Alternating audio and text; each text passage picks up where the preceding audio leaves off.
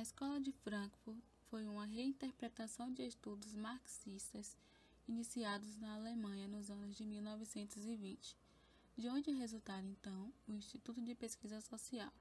Em 1924, é considerada uma das mais importantes fontes de teorização crítica da sociedade atual, pois seu objetivo central é o de fornecer uma teoria crítica da sociedade capitalista e industrial, oferecendo grandes contribuições para a crítica e a revitalização da educação em geral, bem como da educação institucionalizada.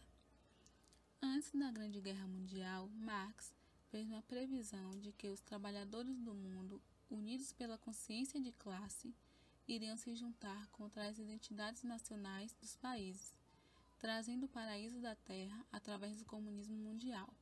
Considerando que não era apenas uma teoria, uma ciência propriamente dita, um fato, uma guerra seria o estopim. Então a guerra chegou. A guerra mais horrível que a imaginação poderia conceber aconteceu.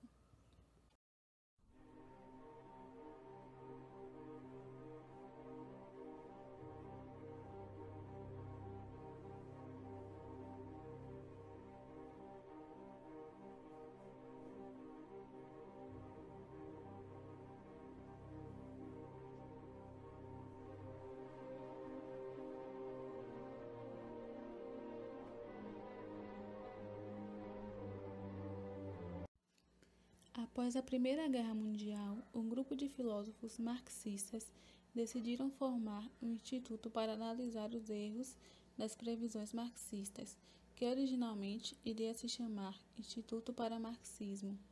Porém, alguns dos filósofos tiveram receio do nome proposto e decidiram chamar de Instituto para a Pesquisa Social, que era localizado na Universidade de Frankfurt, na Alemanha. O Instituto de Pesquisa Social foi fundado em 1923 na Universidade de Frankfurt, definindo o que mais tarde foi apelidado de Escola de Frankfurt.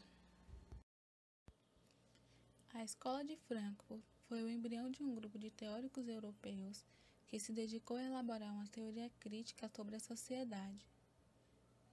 O Instituto de Pesquisas Sociais seria o ponto de convergência de um grupo de pensadores nascidos na virada do século XIX para o século XX, basilarmente formado por Theodor Adorno, Max Horkheimer, Walter Benjamin e Herbert Marcuse. O projeto teórico inicial, de cunho fortemente marxista, deu lugar a um projeto filosófico e político único, ao propor uma teoria crítica que fosse capaz de apreender a sociedade do início do século XX. A razão do surgimento do Instituto foi a tentativa de reconhecer e esclarecer criticamente os terríveis problemas e patologias sociais que graçaram na metade do século XX. Então, os principais pensadores da Escola de Frankfurt se articularam para tentar compreender um mundo que mal supera uma guerra de proporções mundiais e já estava sofrendo as consequências de outra, se deparava com multiplicações dos meios de comunicação e o fim da autonomia entre cultura e economia. O líder intelectual e a figura mais influente dos primeiros tempos da escola foi Theodor Adorno. Ele desenvolveu, com Horkheimer, o conceito de indústria cultural, para qualificar a espécie do domínio ideológico sobre a mente das pessoas produzida pelo meio de comunicação de massa, de modo a mantê-las passivas e subordinadas ao fetichismo do mercado. Na sua produção, a crítica do conhecimento, estética e da sociedade teve um papel basilar, uma vez que, para o autor, a crítica da sociedade é crítica do conhecimento e vice-versa. Para Adorno, é uma falácia afirmar que os meios de comunicação promoveriam a democratização da cultura, uma vez que estes meios estão a serviço da própria indústria cultural, que transforma a produção estética em produção mercantilizada. Filósofo e sociólogo Herbert Marcuse foi um pensador muito radical, pois ele não se limitou a criticar aquela repressão clara, aparente e mais visível do nazismo. Ele passou a criticar também aquela introjeção da repercussão que muitas vezes em uma democracia, em uma sociedade estável, é preciso para que o indivíduo e a sociedade vivam segundo regras que eles aceitam. Marcuse argumentava que as sociedades industriais criam falsas necessidades, obrigando as pessoas a fazerem parte do sistema de produção e de consumo. Ele afirmava que uma série de fatores, como comunicação de massa, cultura, publicidade e o modo de pensamento contemporâneo, ajuda a reforçar o sistema existente. E isso, segundo ele, cria um universo unidimensional, onde as ideias e o comportamento se tornam homogêneos e o pensamento crítico é anulado, ou seja, criam-se falsas necessidades. O homem contemporâneo pensa que é livre, quando na verdade é incapaz de se opor a este aparato consumista.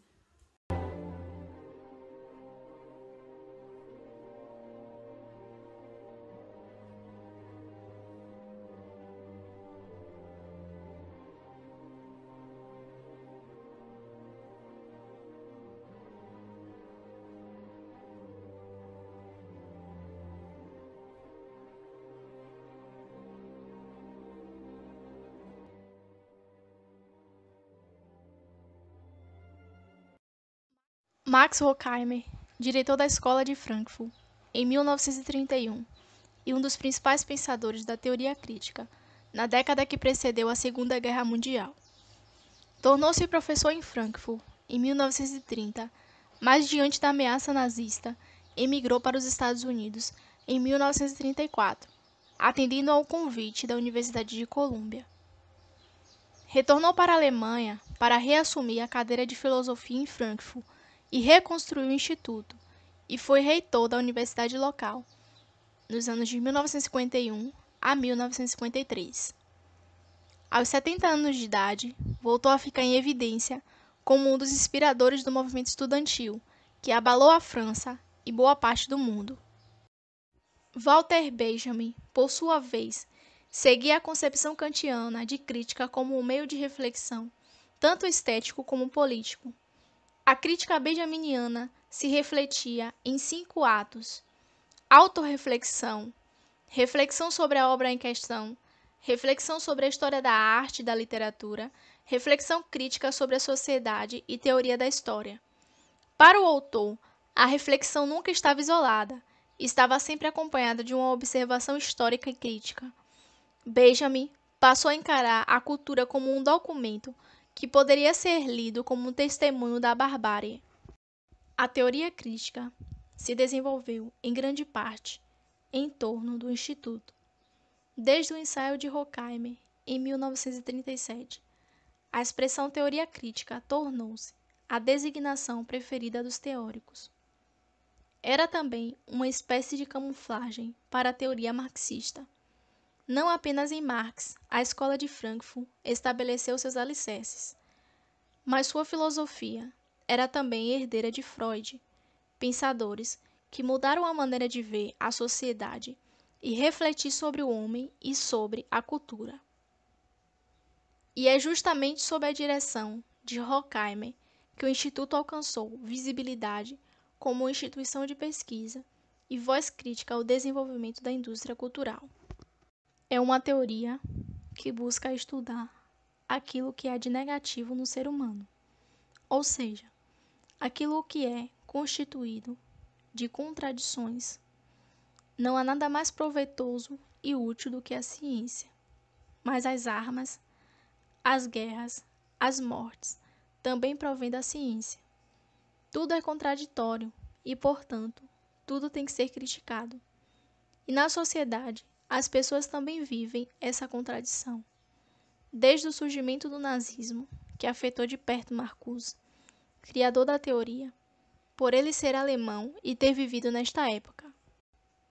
A designação Escola de Frankfurt foi dada a posteriori, na década de 1960, desde que não é possível dividi-la em fases, uma vez que as constantes transformações da teoria mostram um deslocamento progressivo de tendências.